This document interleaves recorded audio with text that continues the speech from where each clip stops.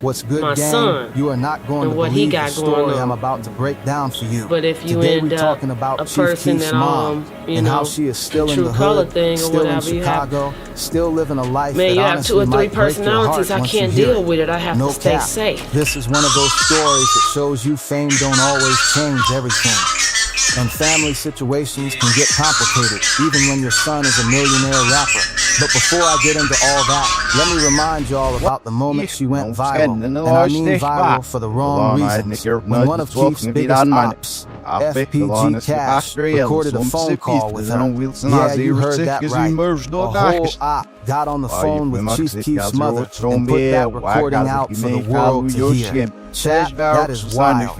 That is one of the most disrespectful, chaotic moments in the whole Chicago drill rap beef saga. And it's a moment people still bring up to this day. So stick around, because I'm about to break down who Cheif Keef's mom really is, how she grew up, how she met his dad, when Keef was actually born, what life looked like for them back in the day when they moved to O'Block, and what happened after Keef blew up and got rich off rapping. By the end of this, you are going to know the full story and then some, with all the layers and the real talk that makes the situation hit different every single time.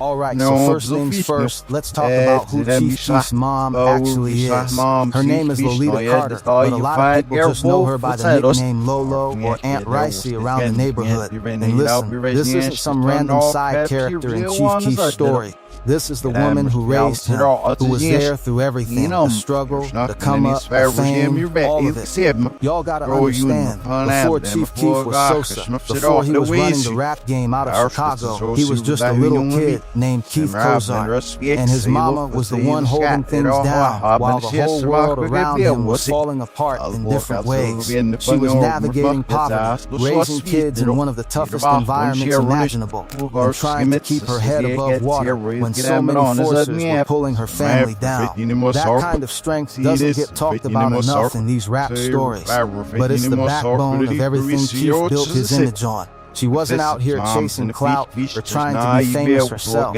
She was just a mother in the trenches, doing what she had to do day in and day out. Now let's talk about where she's from, because this matters a lot for understanding the whole story. She grew up in Chicago, and not the nice parts of Chicago that you see on postcards. We're talking about the South Side, deep in neighborhoods that have been hit hard by poverty, violence, and all the struggles that come with growing up in those conditions for generations. Chad, if you don't know about Chicago's South Side, this is an area that's been talked about in news and documentaries and music for years because of how rough it can get. Gang violence, economic struggle, lack of opportunity, that's the environment she was raised in, and that's the same environment she ended up raising her own kids in too. It's like a cycle that repeats itself, and honestly, that's one of the saddest parts of this whole story when you really sit and think about it. You see kids born into these blocks, learning survival before they even learn how to read properly. The schools are overcrowded, the jobs are scarce, and the streets are always calling with that fast money that comes with high risks.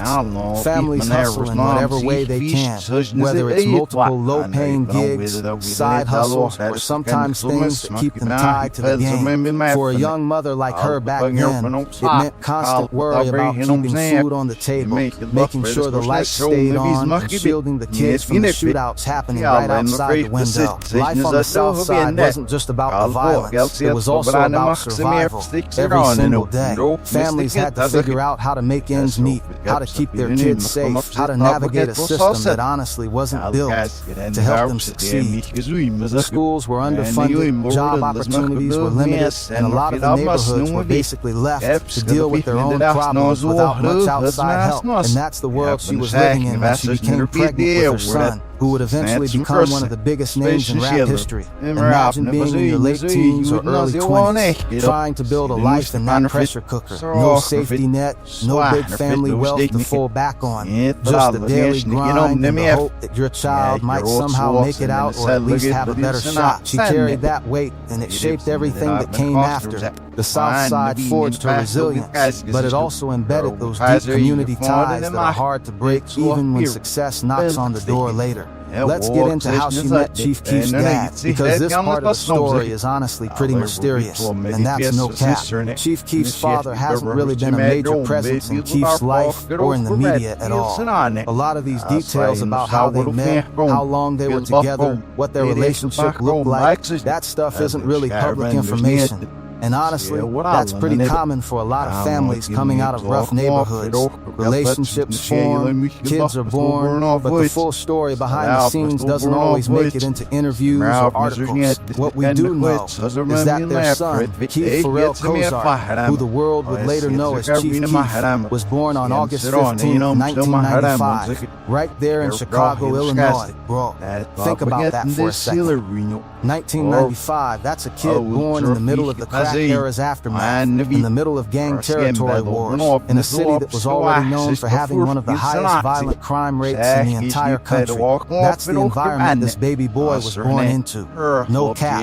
That's actually crazy when you really sit with it. The 90s in Chicago were brutal, with the remnants of earlier gang conflicts still simmering and new ones flaring up. Families were fractured, fathers often absent due to incarceration or street life, and mothers like her stepped up in ways that went beyond what most people could handle. So now let's talk about what life looked like for her and young Keif in those early years. This is where the story starts to get real personal, real raw. Reports and interviews over the years have painted a picture of her raising Keif along with his siblings, largely as a single mother. And gang, single motherhood in the hood is hard. We talking about working multiple jobs sometimes, trying to keep food on the table, trying to keep your kids away from the wrong crowds. Even when the wrong crowds are literally your neighbors, your kids' friends, sometimes even your own family members. That's the reality a lot of mothers in Chicago's most dangerous neighborhoods deal with every single day. She'd be exhausted from long shifts, coming home to make sure homework got done, or at least that the kids were fed and inside before dark fell and the streets got too hot. There were nights where gunshots rang out and she'd have to pull everyone close, praying nothing hit their building. The stress of that life takes a toll on the body and the mind, but she kept pushing, because that's what mothers do in these environments. They become warriors without capes, holding families together with sheer will.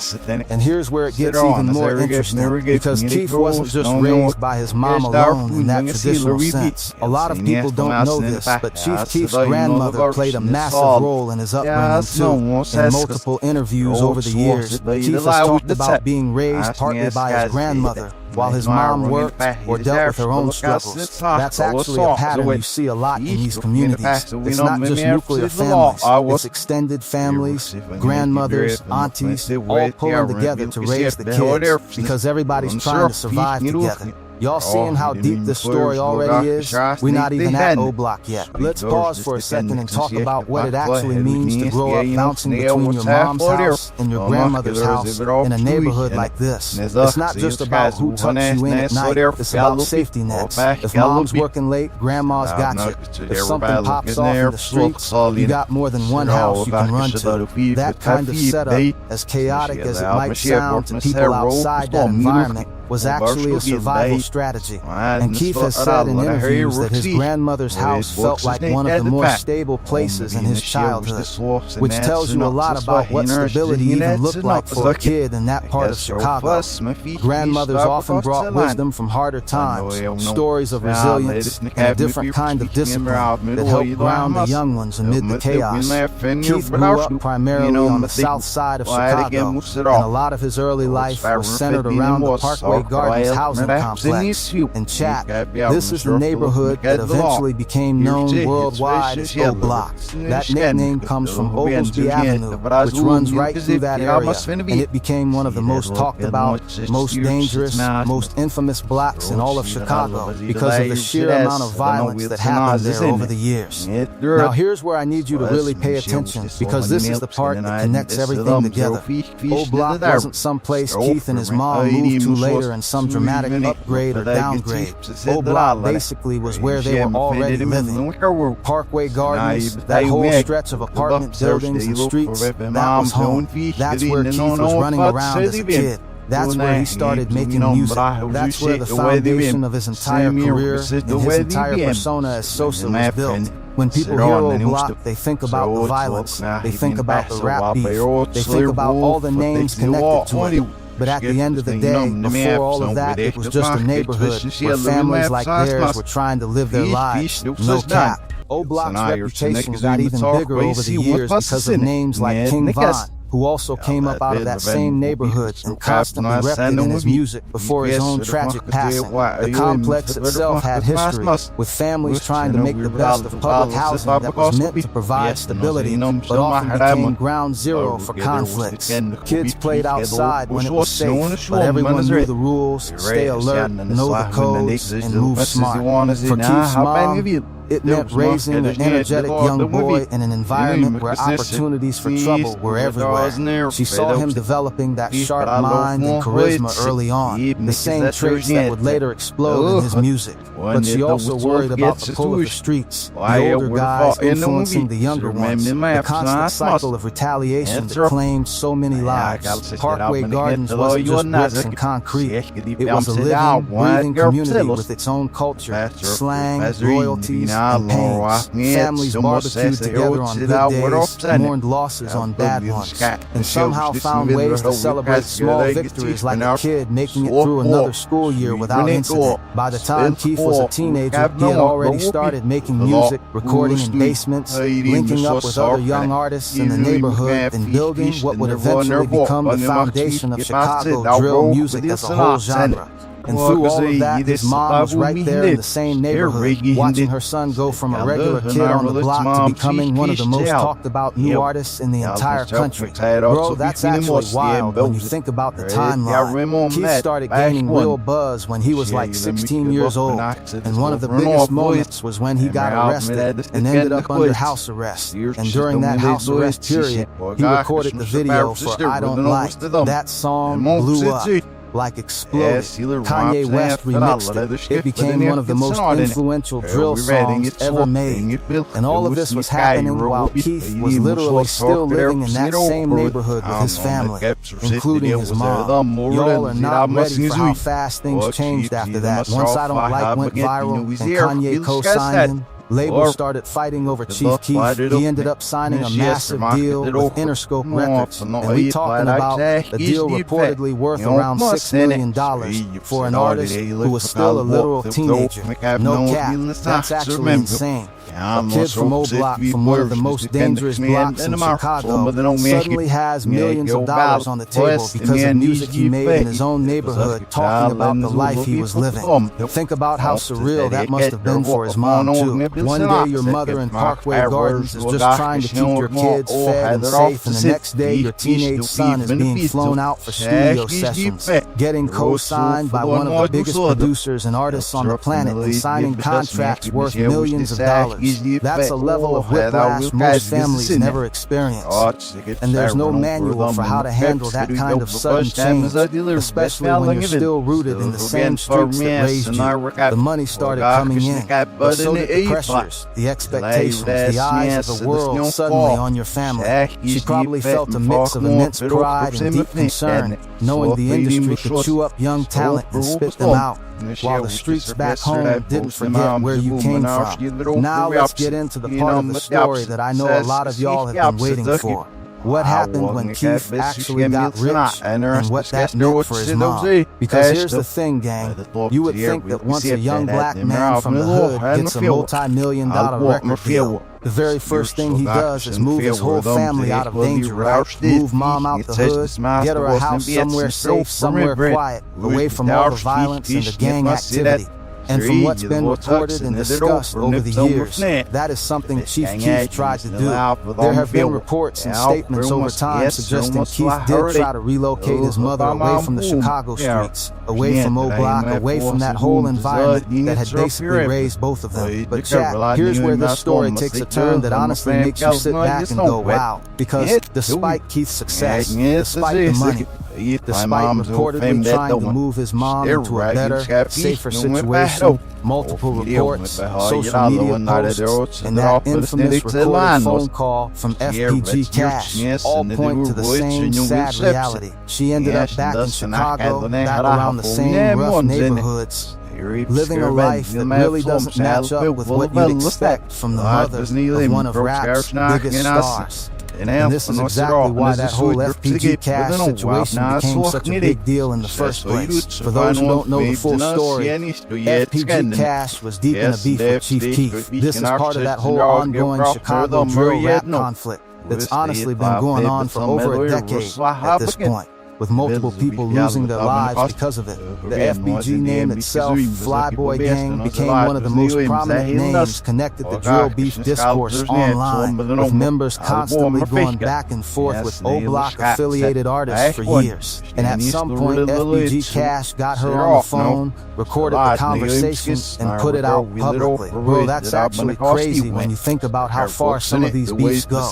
Using somebody's literal mother as a way to disrespect them online. The recording spread across social media. People were reacting to it, clipping it, posting it everywhere, and it honestly painted a picture that a lot of fans found really sad.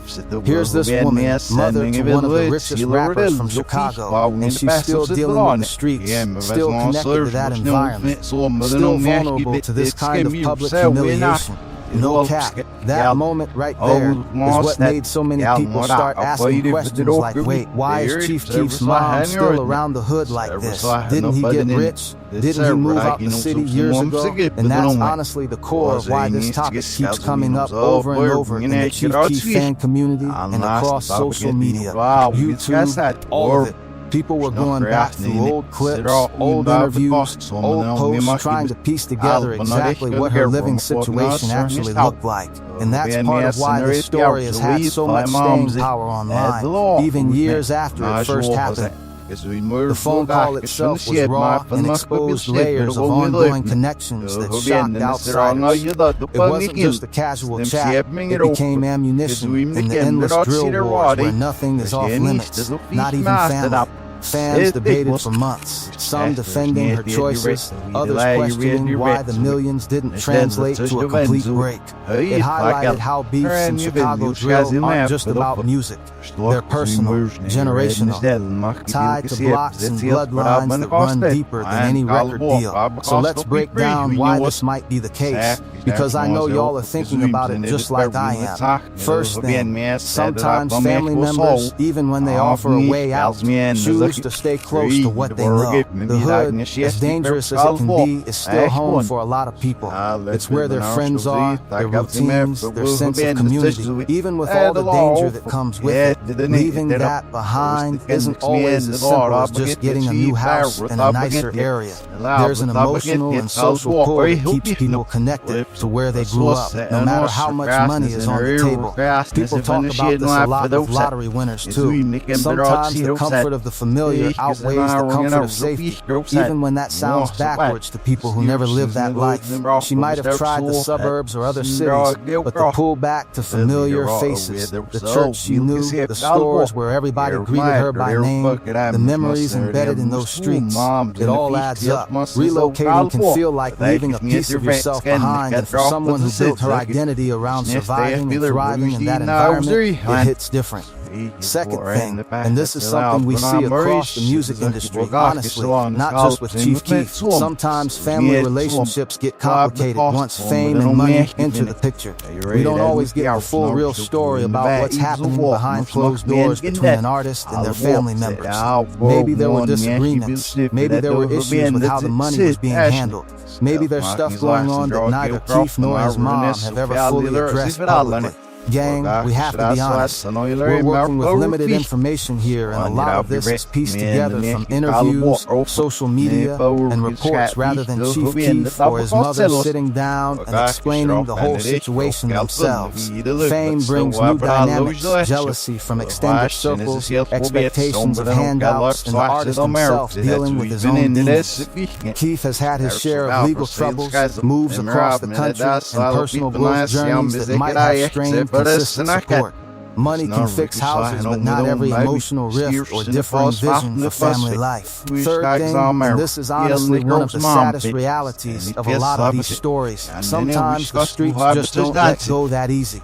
Even if somebody physically moves out of a dangerous neighborhood, the connections, the relationships, the history, all of that can pull a person right back in. We've seen this pattern play out across so many different rap stories. Artists who make it out, who get the money, who try to bring their family with them, but somehow the old environment keeps creeping back into their lives one way or another. Old friends reach out for help, family ties drag them back for events or crisis, and the cultural gravity of the hood remains strong. In Chicago specifically, with its tight-knit blocks and history of migration patterns. It's even harder. People move, but the networks follow through social media, visits, and shared traumas. Now, let's talk about Cheif Keef himself for a second, because understanding his journey helps us understand this whole situation even more. After that Interscope deal, Keef's career had a lot of ups and downs. He had legal trouble, including multiple arrests and probation violations. He had beef after beef with other Chicago artists, and he lost close friends and collaborators to gun violence. People like Capo, people like Fredo Santana, who was actually his cousin and a huge part of his early come-up. Fredo passed away in 2018 due to health complications connected to drug use, and that hit the entire Chicago drill community hard, including Keef personally, since Fredo had basically been right there with him from the very beginning of his career. So while all of this fame and money was happening for Cheif, there was also a constant cycle of tragedy happening around him at the exact same time. That's the duality of this whole story. Success on one side, loss and struggle on the other side, happening simultaneously. He'd be releasing a new project, going on tour, getting bigger and bigger as an artist, and at the same time getting news that another friend from the neighborhood had been killed or locked up. That kind of emotional whiplash doesn't just disappear because you've got money now. If anything, it adds a whole other layer of stress and grief that money can't fix. Keef himself has been pretty open in some interviews about his own struggles with substances and with the pressures of fame, which makes it even more understandable why managing his family's situation from a distance might not have been his top priority every single day. He poured energy into music that reflected the pain, the triumphs, and the contradictions, creating anthems that resonated globally while carrying the weight of his origins. His moves to California and other places were attempts at fresh starts, but Chicago always called back in some form. Through it all, his mom's presence in the narrative remained a symbol of both roots and unresolved challenges. Despite everything, despite her son becoming a global rap icon, despite reportedly having opportunities to relocate, despite the resources that should theoretically be available to her, she has continued to be connected to Chicago, to the streets, to that same environment that raised both her and her son. And that recorded phone call with FBG Cash is honestly proof of just how exposed and vulnerable that makes her even now, years after Keef first blew up. Bro, when you really sit and think about that, it's actually heartbreaking, because no matter how much money an artist makes, no matter how many records they sell, no matter how famous they get, if their family members are still connected to dangerous environments, still vulnerable to violence, still vulnerable to public humiliation through stuff like recorded phone calls being leaked online, then, in a lot of ways, the danger never actually left. It just got more complicated, more public, more painful to watch from the outside. And honestly, that recorded call probably did more damage to her reputation and her sense of safety than most people realize. Because once something like that hits the internet, it doesn't just go away. It gets clipped, reposted, commented on for years afterward, which is exactly what's happening even now as we're talking about it. That incident opened floodgates of commentary, with fans dissecting every word, some showing empathy for a mother caught in crossfire, others using it to fuel more diss tracks and online wars. It became part of the lore of drill, where personal lives are public domains. Yet it also sparked broader conversations about protecting family in the spotlight, the ethics of involving non-combatants and beefs, and the long shadow cast by street politics even after financial success. In the years since, Keef has continued evolving, dropping projects, building businesses, and showing moments of reflection. but the family story remains intertwined with O-Block's legacy. And that's honestly the bigger lesson in this whole story, gang. Fame and money can change a lot of things. It can get you a different house, different cars, different opportunities, but it can't always undo years and years of environment, relationships, and circumstances that are way deeper than just having cash in the bank. Sometimes the hood holds on tighter than people expect, even when somebody from that same hood becomes a literal millionaire because of music he made describing that exact life. Let's also think about this from a community perspective for a second, because I think it's important when an artist gets famous coming out of a place like O-Block, that neighborhood doesn't just disappear from their life.